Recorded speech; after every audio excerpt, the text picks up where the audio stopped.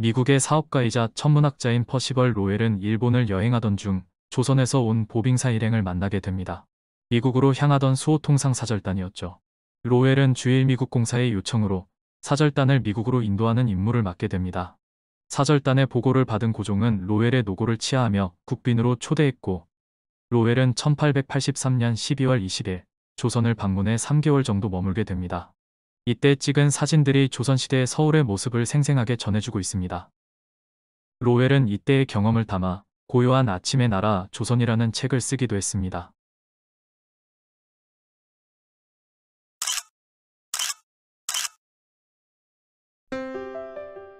제물포에서 서울 가는 길에 있는 마포나루입니다. 서쪽을 바라본 모습인데 멀리 양화나루에 잠두봉이 보입니다. 봉우리 모양이 누에머리처럼 생겼다고 해서 잠두봉인데 1866년 병인박해 때 천주교 신자들이 이곳에서 머리가 잘려 죽은 후 절두산이라고도 합니다. 마포 남쪽에는 모래사장이 넓게 펼쳐진 여의도가 있습니다. 낮게 솟은 산은 양마산 혹은 양말산이라 부르던 곳입니다. 말과 양을 기르던 곳이라 양마산이라 했었지요. 지금은 이 산을 깎아낸 자리에 국회의사당이 세워져 있습니다. 마포에서 북쪽으로 아현 쪽을 바라본 모습입니다. 검게 보이는 공덕동 언덕 아래에 흥선대원군의 별장인 아소정이 있고 오른쪽 언덕 너머에 도성이 있습니다. 현재의 안국역 사거리에서 제동 쪽을 바라본 모습입니다. 로웰의 거처가 제동에 있었지요. 이 일대는 조선시대 양반들이 모여 살던 곳으로 지금은 북촌한옥마을로 알려져 있습니다. 로웰이 머물던 집에서 시중 들던 소년이 비눗방울을 불고 있습니다. 이 당시에 무슨 비누일까 싶은데 귀에서 그렇지 비누를 팔기는 했습니다. 1882년에 처음으로 상품화된 비누를 중국에서 수입했다고 하네요. 기와집인 상점 앞에 가건물을 내달았습니다. 가게 밖에 매대를 내놓고 물건을 파는 지금의 가게들과 비슷한 모습입니다. 종로와 남대문로 같은 길에는 이런 가가들이 많았는데 왕의 행차가 있으면 철거했다가 다시 설치하곤 했습니다. 물건을 진열해 놓은 가가들로 비좁아진 골목에 갓쓴 젊은이가 서 있네요. 로웰을 위해 고용한 일본인 요리사라고 합니다. 견과류를 가지런히 진열해 놓은 모습이 인상적입니다. 로웰이 본 바에 의하면 귤이나 곶감 같은 과일보다는 잣밤, 호두 같은 견과류가 품질이 좋았다고 합니다. 모자장수가 가게 앞은 물론이고 지붕 위에까지 군모를 진열해 놓았는데 군인이 줄을 맞춰 나란히 서 있는 것 같습니다. 비스듬한 지붕이 상품 진열장으로 손색이 없어 보이네요. 서울의 약방과 의원들은 구리개에 많이 모여 있었습니다. 구리개는 지금의 을지로 입구와 명동 일대에 있던 고개입니다. 수표교는 광통교와 함께 청계천에서 가장 통행이 많았습니다. 다리에 난간이 보이지 않는데 수표교 난간은 1887년 설치되었습니다. 종로에 사람들이 가득합니다. 왕의 행차를 구경하려는 거죠. 왕이 행차할 때면 서울거리에는 구경꾼들이 발 디딜 틈 없이 모여들곤 했습니다. 이 사람들도 왕의 행차를 구경 나온 거겠죠? 그런데 희한한 기계를 들고 다니는 서양 사람을 보게 되었네요. 영의전 입구 홍살문이 유난히 높고 큽니다. 영의전은 태조를 비롯한 선대 임금들의 어진을 모신 곳으로 지금의 중구 저동이가에 중부경찰서와 영락교회 쪽에 있었습니다. 영의전은 광해군 때 태조와 세조의 어진을 모시는 것으로 시작해 철종 때까지 모두 6분을 모셨습니다. 길가의 어느 집 앞에서 곡식을 널어 말리고 있습니다. 어두워서 자세히는 안 보이지만 연자방아가 있는 곳 같습니다. 물지개를 진 물장수도 보이네요. 길가 우물에서 백발이 성성한 노인이 물을 깃고 있습니다. 그 시절의 상투를 틀지 않은 모습이라니 왠지 낯설어 보이네요. 종로 원각사지 옆에 있는 어느 민가의 모습입니다. 남산 비탈에 어린 소년들이 모여 있습니다. 산 아래 기와집들이 보이고 아이들 뒤로 백악산이 보입니다. 괭이를 든 아이도 있고 옆판을 목에 건 아이도 있네요. 조선의 불교사원을 보고 싶어 하던 로웰은 화계사에 가게 되었습니다. 화계사는 종교적인 이유를 떠나 소풍 장소로서 인기가 좋았다고 합니다. 통역을 맡았던 윤치호를 비롯해 여러 사람이 함께 떠난 화계사 나들이에는 기생들도 동행했지요. 자신에게 친절하게 대해준 이 기생의 이름을 로웰은 향기로운 붓꽃이라고 기록했습니다. 하지만 기생 이름에는 붓꽃이 아니라 난초를 쓰지요.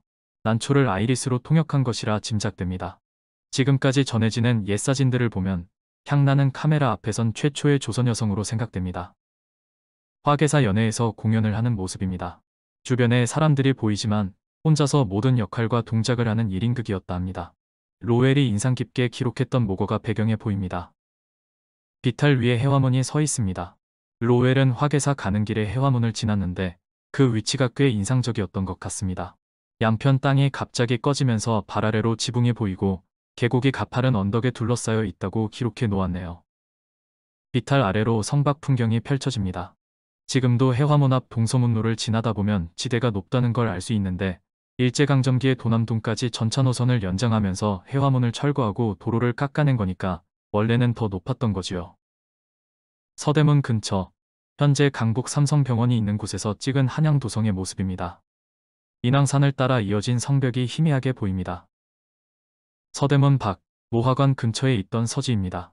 태종 때 연못을 만들고 개성 순교사에 연꽃을 옮겨 심은 것입니다. 도성 안팎에 연못이 3군데 있었는데 서지가 가장 크고 연꽃이 많아 구경 오는 사람이 많았습니다. 영조 때는 서지 옆에 천연정을 세웠습니다. 천연정은 무학재를 오가는 관원들이 연회 장소로 즐겨 찾았지요. 개항 이후 천연정 근처에 경기 중군영이 설립되었다가 일본공사관으로 제공되면서 청수관으로 불렸고 로웰이 이곳을 찾았을 때는 이모곤란 때 청수관이 불타고 터만 남아 있었습니다. 남별궁은 태종의 둘째 딸 경정공주가 살던 집으로 작은 공주댁에서 소공동이라는 지명이 유래했습니다. 임진왜란 때 명나라 장수 이여송이 이곳에 머물렀고 선조가 명군들을 만나기 위해 자주 찾으면서 남별궁으로 불렸다 합니다. 남별궁은 줄곧 중국 사신을 접견하는 곳으로 사용되었는데 1883년에 중국 공사로 부임한 천서우탕도 남별궁에 머물렀습니다. 사신이 아닌 공사 자격이고 부임 직전에 중국 공사관이 완공되었는데도 말이지요. 중국은 1884년 7월에야 남별궁을 돌려주었고 고종은 그 자리에 원구단을 짓게 됩니다. 경복궁 동문인 건춘문과 멀리 동십자각이 보이고 궁담과 나란히 삼청동천이 흐르고 있습니다. 소년이 서 있는 맞은편은 지금 국립현대미술관 서울관 자리입니다. 삼청동천은 1957년 복개되었습니다. 경회로는 외국 사신을 맞거나 나라의 경사가 있을 때 잔치를 하던 곳입니다. 경회로 다리 옆에 문을 지나면 좁은 길을 사이에 두고 다시 담이 있고 그 너머에 강령전이 있습니다. 경회로 담장은 일제강점기에 헐렸다가 지금은 복원되어 있습니다. 경회로 2층에서 태원전 영역이 바라다 보입니다.